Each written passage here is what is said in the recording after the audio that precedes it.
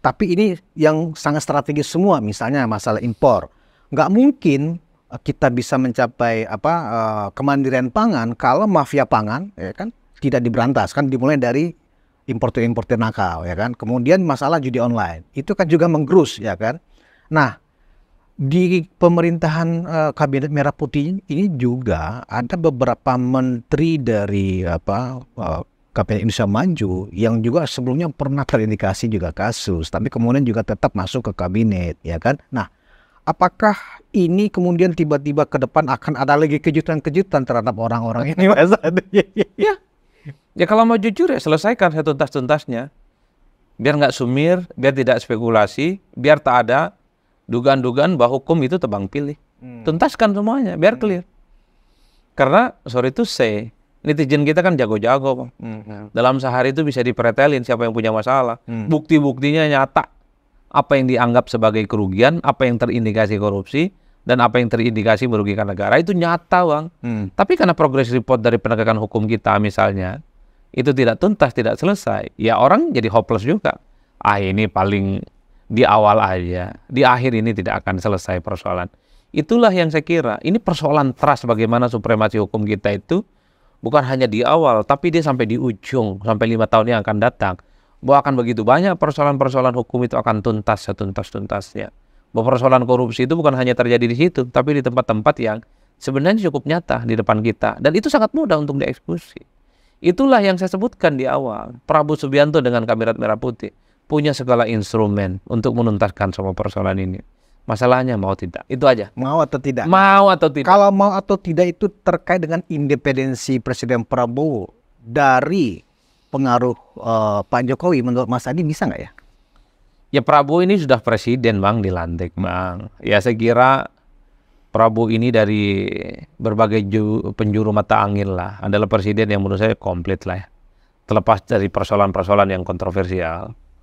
Dukungan politiknya banyak, ketua umum partai, solid, nggak ada oposisi, jaringan internasional luar biasa, Bang. Siapa yang bisa mengintervensi Prabowo? Jadi menurut saya, Prabowo pastinya untuk 5 tahun yang akan datang akan mengeksekusi dan menjalankan pemerintahan ini. Ya based on bagaimana Prabowo itu membayangkan Indonesia yang maju. Kan Prabowo dalam pidato-pidato politiknya luar biasa. Waktu pelantikan, waktu di Hambalang, kemudian kemarin waktu di SGSN, itu kan pidato-pidato yang memberikan harapan yang luar biasa, Bang. Nggak mungkin negara maju kalau tak bersih pemerintahannya. Menteri itu bekerja untuk bangsa dan negara. Jangan bekerja untuk konco-konco dan kroni-kroninya. Itu kan harapan besar. Ya. Oleh karena itu bagi saya nggak ada lagi cerita bahwa Prabowo itu dalam tanda kutip ya bisa diintervensi oleh siapapun.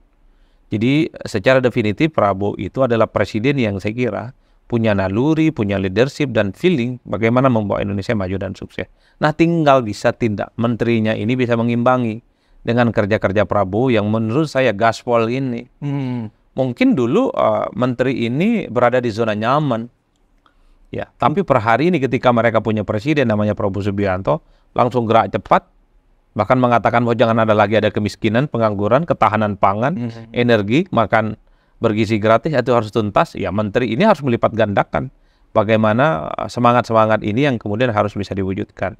Nah problemnya adalah kalau kita hitung rata-rata jadi menteri ini adalah orang yang berkontribusi terkait dengan pemenangan Pilpres. Ini khawatirnya di situ persoalan hutang budi itu menjadi persoalan yang serius sehingga sekalipun menteri itu tidak berkinerja dengan baik ya performa kinerja mereka tidak bisa diharapkan, nggak bisa diganti. Karena persoalan hutang budi itu. Artinya mungkin Pak Prabowo sebagai bentuk hutang budi itu tadi, ya kan, diberikan kesempatan, ya kan, untuk menunjukkan kinerja.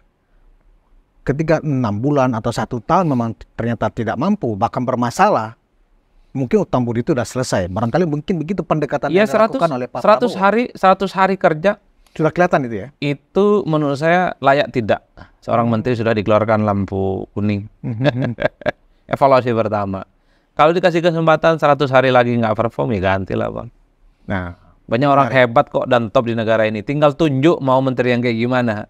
Mau dari kalangan aktivis, proporsional, lulus luar negeri, dari kampus, LSM, lengkap ini negara, Bang. Tinggal mau yang mana barang.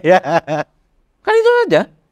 Masalahnya kan gini Mas Adi, masalah independensi Pak Presiden Prabowo ini kan gampang sekali kemudian ya dicocok logika, ya dikait-kaitkan. Misalnya tiba-tiba baru belum lama ketemu dengan Presiden Prabowo ketemu dengan Pak Jokowi ya kan, semalam habis dari sebuah kunjungan kerja jauh ke Merauke ya kan, kemudian kembali tiba-tiba malamnya Pak Prabowo sudah menyambangi mantan Presiden Jokowi ke kediaman, kemudian makan nasi goreng bareng-bareng. Nah, seolah-olah begini, publik dengan kacamata publik tentunya ya, seolah-olah melihat, nah Pak Prabowo belum apa-apa udah lapor ke Pak Jokowi.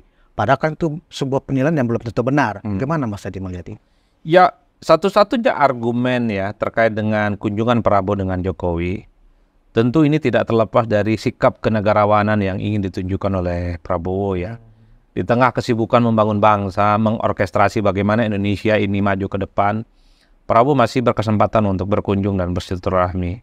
Kenapa saya sebut sebagai sikap kenegarawanan? Ya saya kira tentu Prabowo itu ingin menggali begitu banyak bagaimana membangun Indonesia dari Jokowi yang beberapa waktu yang lalu ya sudah lengser. Kenapa begitu jalan ceritanya Bang? Kalau ini maksud dianggap sebagai tidak independen dan seterusnya, saya kira Prabowo Subianto itu bisa melakukan apa aja di negara ini sebagai presiden. Tapi karena punya kerendahan hati untuk berdialog dan berdiskusi dengan mantan-mantan presiden, ya Prabowo juga datang ke Solo, menganggap Jokowi adalah sebagai sosok yang sepertinya juga perlu digali bagaimana success story selama 10 tahun menjadi presiden. Meski banyak netizen dan banyak pihak yang mengatakan, oh mungkin ini akan ngomong tentang mungkin menteri, mungkin pilkada. Ini Prabowo presiden kok. Kalau ngomong pilkada, Prabowo juga bisa ngomong ke semua partai. Dan Prabowo bisa mengakselerasi semua kekuatan-kekuatan politik di negara ini. Bukan hanya presiden Prabowo ini Bang, ketua umum partai Bang. Iya. Dia bisa panggil semua ketua umum partai. Dia bisa perintahkan lah kira-kira begitu. Semua partai ini untuk bicara tentang pilkada. Kepentingan bersama, Kim dan Kim Plus. Ataupun menteri. Kalau memang ada menteri yang nggak perform, nggak peduli, menteri-menteri itu separuhnya orang Jokowi, tinggal diganti kok. Apa susahnya? Prabowo punya kewenangan untuk melakukan itu. Jadi kalau ada yang mengatakan bahwa Prabowo ketemu Jokowi ini misalnya dikaitkan dengan independensi dan seterusnya. Aduh bagi saya nggak Prabowo banget ini barang gitu lah Pak. Ya paling mungkin Prabowo itu butuh lah insight, semacam masukan. Bagaimana menghadapi persoalan-persoalan Indonesia minimal 5 tahun ke depan seperti apa.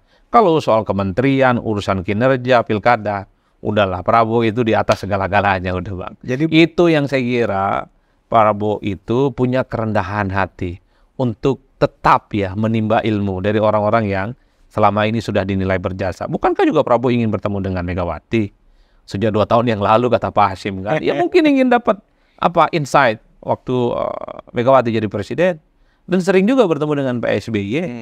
Jadi itu yang saya kira bahwa Prabowo ini tidak ingin membuat jarak yang cukup jauh ya dengan mantan-mantan presiden sebelumnya. Yang menjadi ramai itu adalah karena memang ya sejumlah kalangan, sejumlah pihak dan terutama kelompok-kelompok netizen di X berharap udahlah ini bulan madu Prabowo dan Jokowi mestinya sudah diakhiri. Yang presiden tuh Pak Prabowo, bukan Pak Jokowi.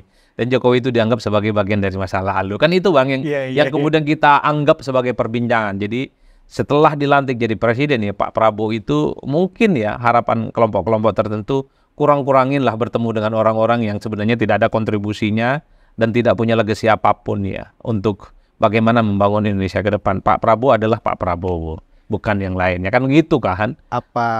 Siapa itu kan teman-temannya Abang semua yang kayak gitu biasanya. Tuh Forum Cinta Tanah Air, Forum Pembela Tanah Air. Ya kayak gitu kan. Forum-forum pembela tanah air itu kan berharap ini Pak Prabowo adalah presiden definitif. Ya tentu yang ingin dilihat itu adalah Prabowo yang orisinal 100%. Jadi semua keputusan politik, akselerasi, dan apapun yang dilakukan di 5 tahun yang akan datang ya Pak Prabowo. Bukan ada wajah-wajah lain yang ada di belakangnya kan kayak gitu. Jadi Pak. Tidak dalam konteks konsultasi kepada ke Pak Jokowi ya yang dilakukan oleh Pak Prabowo semalam di Solo. Entahlah Bang, wallahu a'lam bishawab. Jangankan kita, jangan-jangan di lingkungan internal mereka juga banyak yang nggak tahu apa yang dibicarakan. Karena cuma 2 orang, Bang. Hanya 2 sosok ini aja yang tahu, Bang. Ya, sama Allah Subhanahu wa Ta'ala. Mereka berdua ya kan. Yang lain tuh kalau pun nafsirin paling ngarang-ngarang juga, Bang. paling ngarang-ngarang merasa tahu dan ya merasa mendapatkan bocoran lah. Tapi kita berbaik sangka saja. Apapun yang dibicarakan, entah itu pilkada, entah itu tentang pilpres, selanjutnya entah itu soal menteri atau apapun lah. Ya saya harapannya tentu saya tak mau melihat Indonesia ini hanya begini-begini aja lah Bang. Gitu ya. Atau mungkin semakin memantapkan konsolidasi, khususnya mungkin kalau tadi Mas Ade bilang pilkada ya, ini kan sebentar lagi, ini kan pilkada 27 November. Ini sudah mau masuk masa kampanye, puncak-puncaknya masa kampanye. Nah, ada 4 provinsi ya yang kondisinya ternyata kimplosnya agak posisinya terkejar nih, ya kan gitu loh.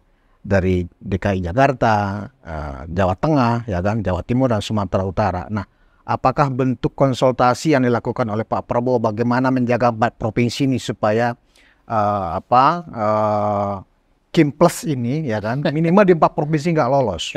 Atau mungkin Pak Prabowo ini kita bicara hipotesa ya Mas Adi, apa mungkin supaya menyarankan Pak Prabowo Pak Prabowo menyarankan ke Pak Jokowi untuk turun di Jawa Tengah misalnya, turun di Jakarta misalnya gitu.